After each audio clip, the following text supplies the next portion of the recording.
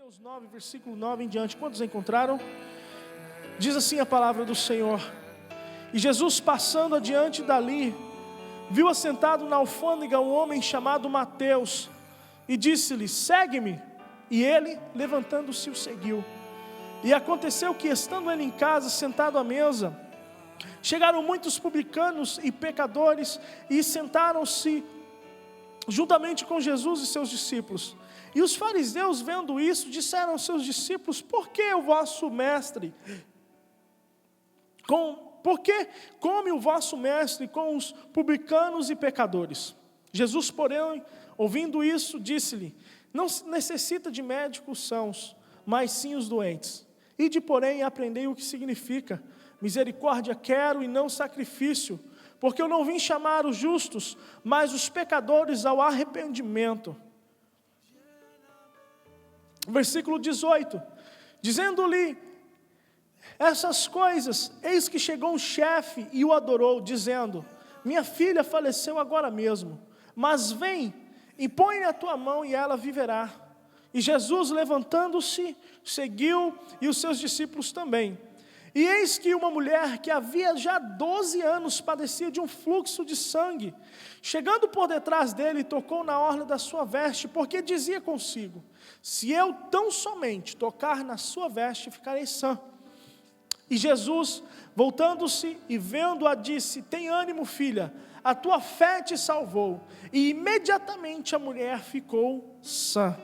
E Jesus, chegando à casa daquele chefe, e vendo os instrumentistas e o povo em alvoroço, disse-lhes: retirai-vos, porque a menina não está morta, mas dorme. E riram-se dele. E logo que o povo foi posto para fora, entrou Jesus e pegou-lhe na mão, e a menina levantou-se. E versículo 26 diz assim: espalhou-se aquela notícia por toda aquela região, por todo aquele país. Amém? Você pode se assentar glorificando ao nome do Senhor. Irmãos, eu pensava essa tarde comigo e analisava quais as dificuldades que muitas vezes uma pessoa incrédula coloca para não vir à igreja, para não vir ou aceitar um convite para que venha à casa do Senhor ouvir uma palavra de Deus. E analisando nas inúmeras desculpas que nós encontramos ou ouvimos quando nós vamos evangelizar alguém, uma das desculpas mais comuns que eu sempre ouço é aquela que diz assim: eu preciso mudar muito para poder ir na igreja, eu não posso ir agora, eu tenho algumas coisas que eu preciso mudar para poder ir à casa do Senhor.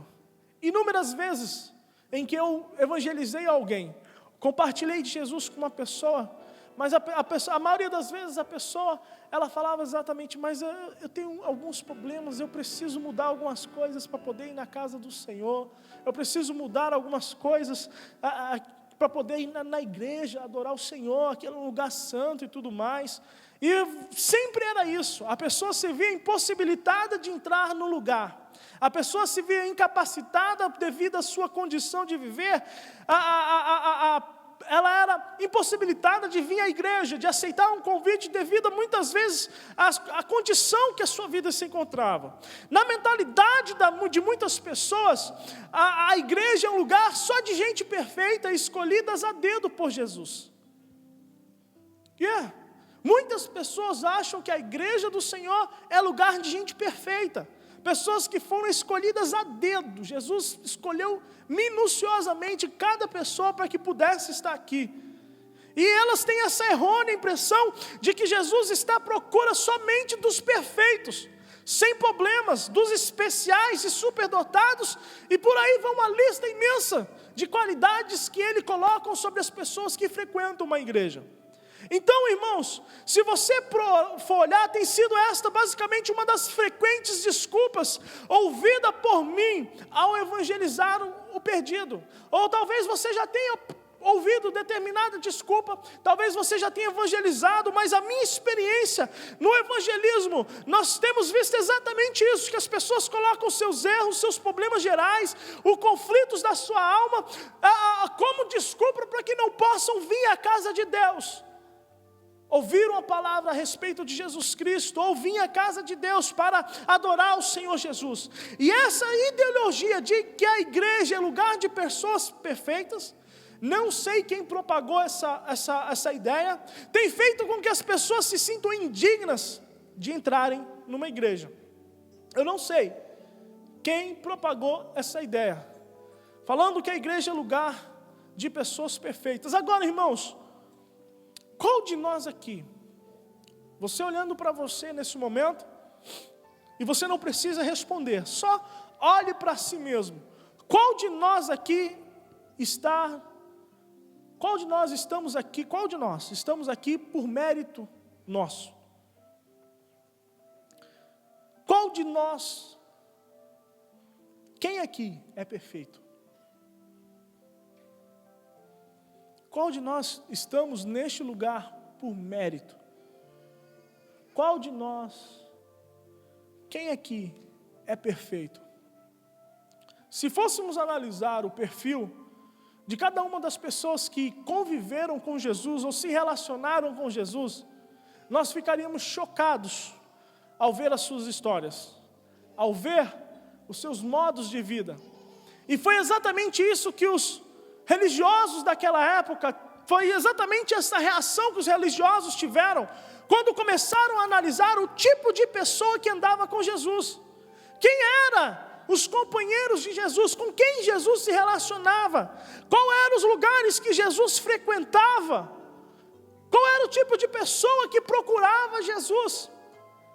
O que começou a gerar na cabeça dos religiosos naquela época, a confusão que começou a gerar é que, como sendo ele filho de um Deus santo, se relaciona com pecadores, se relaciona com publicano, relaciona com pessoas malignas, relaciona com pessoas que têm e possuem um mau testemunho.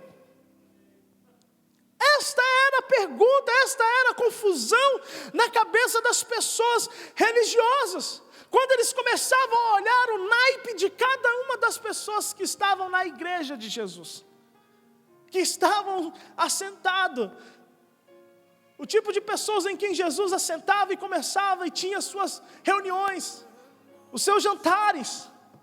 E Jesus estava na casa, como nós lemos, Jesus estava na casa de Mateus, um publicano, um cobrador de imposto, uma pessoa que provavelmente havia se enriquecido através de mentira, através de meios ilícitos, cobrando um imposto, superfaturando, roubando. Não vivia de uma maneira exemplar, era uma pessoa que tinha um mau testemunho. Se nós olharmos, esse Mateus que nós estamos falando é o Mateus que escreveu o Evangelho de Jesus Cristo. Ele mesmo era um péssimo exemplo no seu tempo e odiado por muitos por ser um cobrador de impostos, por ser uma pessoa que tinha uma conduta que não era exemplar. O seu testemunho e meio de sobrevivência o fazia rejeitado pelo seu próprio povo e principalmente pela cúpula religiosa. Quando falava que, olha, está ali o cobrador de impostos, as pessoas só faltava pegar pedras para apedrejar, eles tinham ódio. Ele era traidor sendo judeu, como ele poderia trabalhar para o governo romano? Ele estava traindo a própria nação, e não somente isso, cobrando altas tarifas, altos impostos, altas taxas, e com isso se enriquecendo. É mais ou menos aquilo que acontece com os nossos governantes no Brasil. Como pode? A matemática não explica. Um presidente entra com salário X, e depois, no final do seu mandato, ele tem milhões em propriedade. Mas como pode isso? A matemática não explica. Mas a matemática dos governantes do Brasil explicam. Esses dias estava mostrando como pode o filho do Lula, de limpador de bosta de elefante no zoológico, se tornar um dos milionários, um dos empresários, um dos maiores empresários milionários do Brasil. Ganhando R$600 por mês. Qual é a fórmula? Qual o segredo? O povo brasileiro está procurando. Está todo mundo agora querendo trabalhar no zoológico. Esses elefantes fazem cocô de ouro, só pode. Só pode. Como pode? Então, irmãos, se nós formos olhar, era mais ou menos essa mesma repugnância que nós temos ao ver a corrupto, um deputado corrupto, um governador corrupto, uma autoridade. Era a mesma coisa, era o mesmo sentimento que o povo de Israel sentia quando olhava para Mateus ou um dos outros cobradores, ou qualquer publicano que era cobrador de imposto. Eles tinham repugnância, eles tinham ódio por causa da maneira que eles viviam e por causa do seu enriquecimento ilícito. Mas, olhando, irmãos, para Jesus, percebendo a reação dos religiosos e vendo a maneira com que eles estavam indagando e da maneira que eles estavam chocados ao ver de que maneira Jesus Cristo estava se relacionando com todas essas pessoas, Jesus começou a trouxe uma explicação concernente qual era o propósito da sua vida aqui na terra. Nos versículos 12 e no versículo 13, você tem a sua Bíblia aberta? Amém? Mantenha a sua Bíblia aberta para que nós possamos estar acompanhando a palavra de Deus, a leitura. Diz assim, no versículo 12 e versículo 13, Jesus lhe deu uma seguinte explicação: não necessitam de médicos sãos, mas sim os doentes. Ide, porém, aprendei o que significa misericórdia quero e não sacrifício, porque eu vim para chamar o justo, não chamar o justo, mas os pecadores ao arrependimento. Jesus, ele explica qual era o propósito da sua vida. Jesus estava exatamente isso, irmãos, explicando que a vontade de Deus era resgatar aquele que estava perdido, arrancando ele das trevas, trazendo para a sua maravilhosa luz. Foi exatamente o que Jesus fez conosco. Este é o motivo pelo qual nós nos encontramos aqui nessa noite, porque como pecadores, nós fomos convidados por Jesus ao arrependimento. Nós fomos convidados a Jesus para sairmos do nosso caminho de morte e virmos para o caminho da vida. Nós fomos convidados, Jesus, para sair do caminho da perdição e virmos para o caminho da salvação. Nós fomos convidados, Jesus, para sair do império das trevas, para vermos gozar as belezas do seu reino de luz. Nós fomos convidados por Jesus a deixarmos que as nossas cegueiras fossem curadas, para que os nossos olhos fossem abertos, a nossa mente iluminada, e experimentar o quão boa, o quão perfeita e quão agradável é a vontade de Deus para mim e para você. É por isso que nós nos encontramos aqui.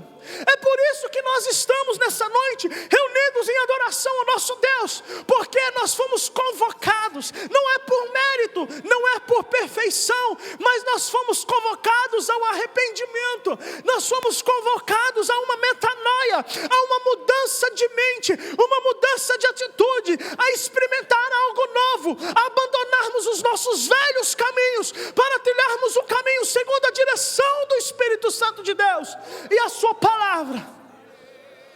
E foi nessa condição, irmãos, que nós vemos Mateus abandonando tudo para seguir Jesus.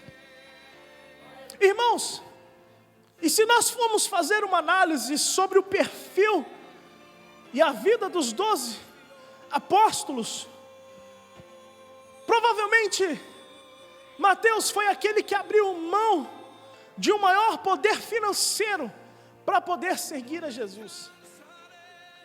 Provavelmente ele era aquele que tinha a melhor condição financeira, mas quando ele ouviu o convite de Jesus Cristo, impactado por aquilo que Jesus Cristo já havia feito na sua cidade, onde ele habitava, onde ele morava, provavelmente na região de Cafarnaum, já sabendo o testemunho das obras que Jesus Cristo já havia realizado, impactado pelo testemunho de Jesus Cristo, quando Jesus o convidou para o seguir, pela fé, ele abandonou tudo e começou a andar, a ser um discípulo de Jesus Cristo e a seguir a Jesus Cristo. Você pode glorificar o nome do Senhor? Foi, irmão, nessa mesma condição, irmãos, que aquele chefe religioso que nós acabamos de ver aqui, ele foi impulsionado pelo desastre em sua família, pois a sua filha tinha acabado de falecer, e pela fé, ele foi conduzido até Jesus foi conduzido até Jesus contra todo preconceito e status, com fé que Jesus Cristo tinha uma resposta para a sua necessidade. Da mesma forma, a mulher que padecia com 12 anos de fluxo de sangue, a sua necessidade, o seu problema, a conduziu até Jesus. E não somente isso, a sua grande fé a fez a crer que somente um toque nas orlas de Cristo, na vestimenta de Jesus, na bainha de Jesus, era o suficiente para eliminar todo o mal que já estava no seu corpo durante 12 anos.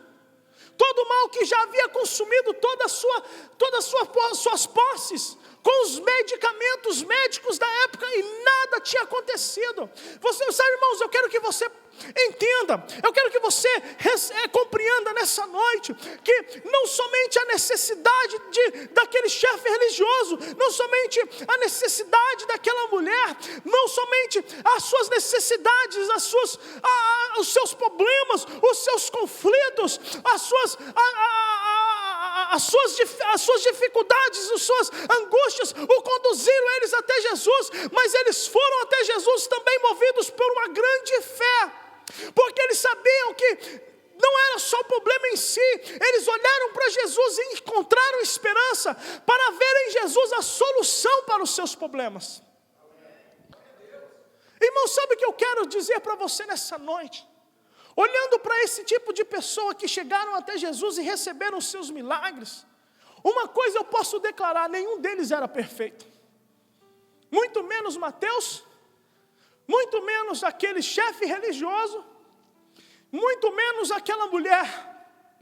Todos eles eram cheios de problemas, todos eles estavam passando por angústias, mas quando eles chegaram até Jesus, as suas vidas foram transformadas.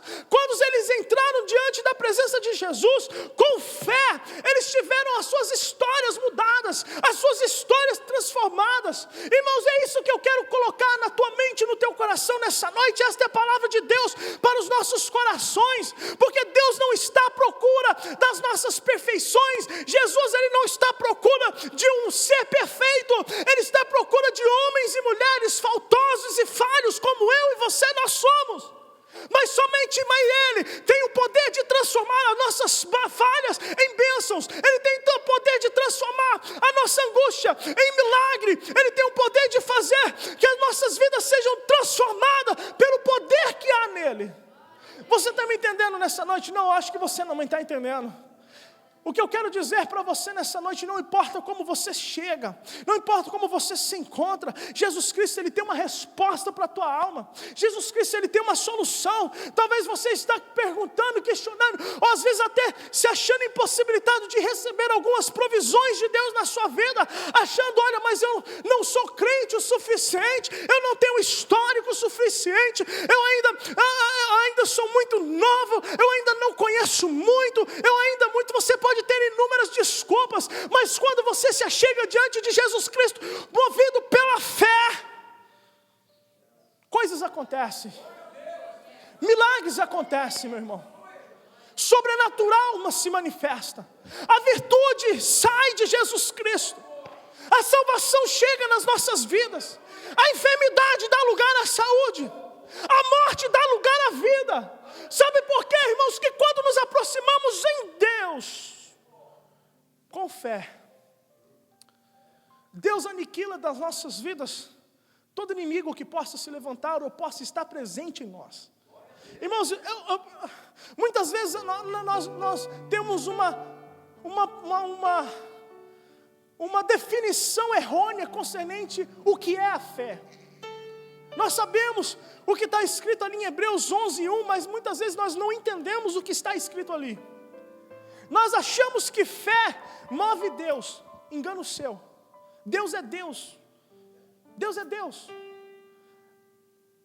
Deus não é um ser que está lá parado, aí você manifesta a fé e Ele vai e trabalha porque você manifestou a fé. Deus é Deus. A fé não move Deus, a fé move você.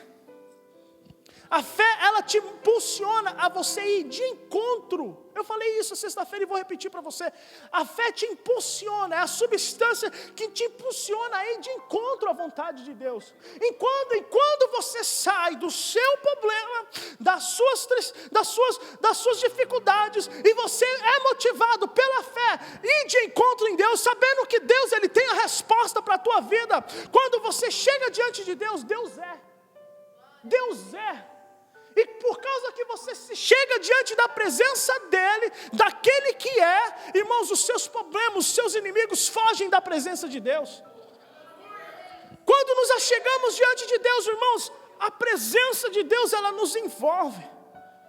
Por isso, irmãos, nós podemos declarar, eu defino dessa forma, que a substância, a fé é a substância que nos impulsiona e nos conduz a irmos de encontro à vontade de Deus. Na versão linguagem de hoje, Hebreus 11:1 diz o seguinte, que a fé é a certeza de que vamos receber. A fé é a certeza de que vamos receber as coisas que esperamos, e a prova que existem coisas que não podemos ver. Ou seja, a fé é a certeza. A fé ela te impulsiona a caminhar, porque você tem certeza que quando você chegar ali onde Cristo está, irmãos, a sua vida vai ser mudada. A fé é a certeza de que você pode sair da tua casa rastejando, enfraquecido, anêmica, mas quando você tocar nas vestes de Jesus, você vai ser curada da sua enfermidade. A fé faz você vencer todo o preconceito da sua época, você deixar a sua posição de religioso e humilhado diante de Jesus, se prostrar diante da presença dele e dizer: Jesus, vem até a minha casa, porque a minha filha faleceu. Se somente o Senhor tocar nela, ela volta a viver. Isso que é fé, ela te move a ir de encontro com o teu Deus, ela te move você sair do teu lugar e encontrar refúgio, resposta na presença do Deus que é todo poderoso. Será que Deus ele encontra fé nessa noite? Será que Deus, ao olhar para a Igreja da Oração Mundial em Long Branch, Ele irá encontrar lá pessoas cheias de fé, pessoas que não vão ficar paradas, inertes, mas vão começar a caminhar, a se mover por fé, e começarão a contemplar o sobrenatural de Deus nas suas vidas, porque não se conformarão estar novamente paradas, viver a mesmice, mas estão querendo viver a novidade de Deus nas suas vidas.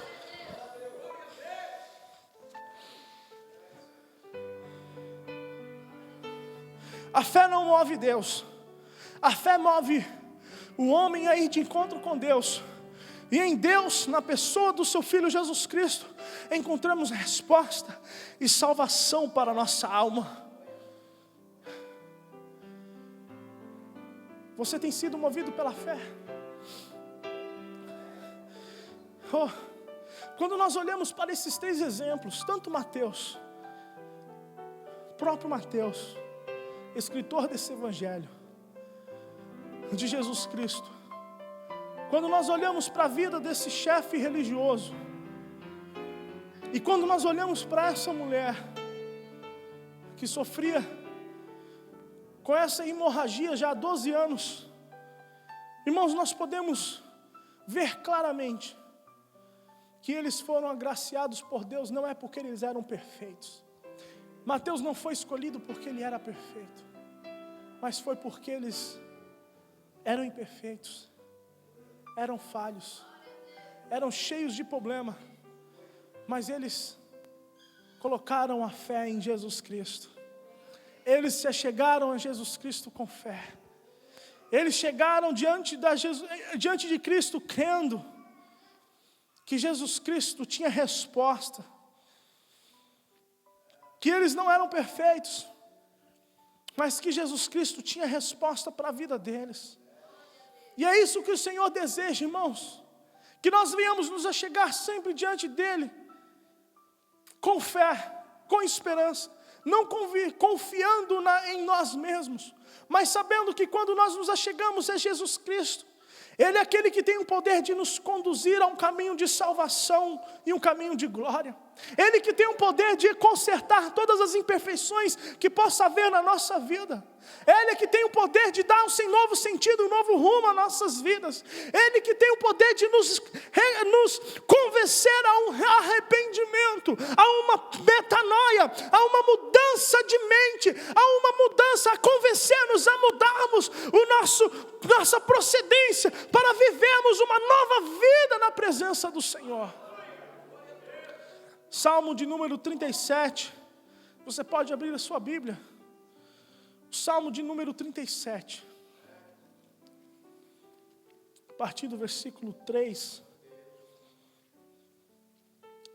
diz o seguinte: confie em Deus, o Senhor, e faça o bem, e assim morem com toda segurança na terra prometida. Que a sua felicidade esteja no Senhor. Versículo 4. E Ele dará o que o seu coração deseja, que a tua felicidade esteja no Senhor, e Ele dará o que o seu coração deseja. Olha o que diz o versículo 5, põe a sua vida nas mãos do Senhor, confie nele, e Ele tudo fará, e Ele o ajudará. Entrega o teu caminho ao Senhor, confia nele. Entrega o teu caminho ao Senhor, confia nele. Entrega o teu caminho ao Senhor e tenha fé.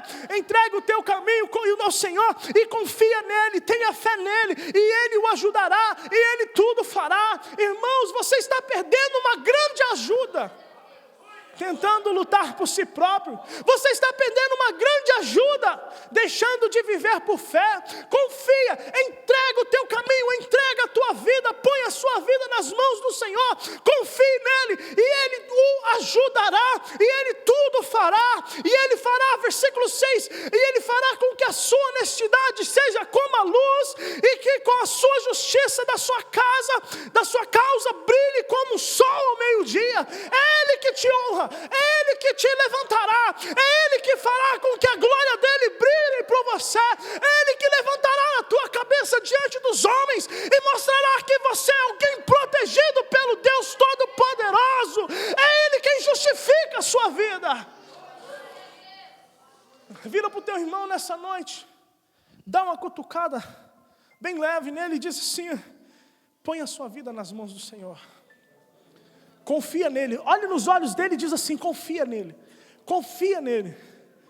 porque ele te ajudará, Ele te ajudará, Ele te ajudará, Ele te ajudará. Aleluia, você pode glorificar no nome do Senhor. E eu quero concluir exatamente nisso, irmão, eu quero reforçar mais uma vez. Somente Jesus tem o poder de transformar a nossa morte em vida, a enfermidade em saúde, e a nossa perdição em salvação. Senhor Jesus, vem à minha casa. Põe a tua mão sobre a minha filha morta, e ela viverá. Sabe, irmãos, Jesus fez exatamente como aquele homem creu. Jesus entrou na casa dele. Jesus pegou a menina pela mão e ela levantou na mesma hora. Jesus não orou, Jesus não intercedeu, Jesus não passou horas ali clamando a Deus. Como aquele homem creu, Jesus fez para mostrar que a nossa fé nele não é nula, que a nossa fé nele não será envergonhada, que Ele honrará a nossa esperança nele. E a palavra de Deus nos diz que todo aquele que põe a sua confiança no Senhor não será confundido, não será envergonhado. Aquela mulher saiu de casa debilitada com a determinação que se ela tocasse na veste, ela não falou tocar em Jesus, tocar na roupa que Jesus estava vestindo. Era poderoso. para aniquilar aquela enfermidade de 12 anos que ela estava lutando. 12 anos. E foi o que aconteceu. Quando ela tocou, Jesus olhou para ela e tem de bom ânimo: a tua fé te salvou, a tua fé te curou, a tua fé te trouxe salvação, a tua fé aniquilou esse problema. A tua fé.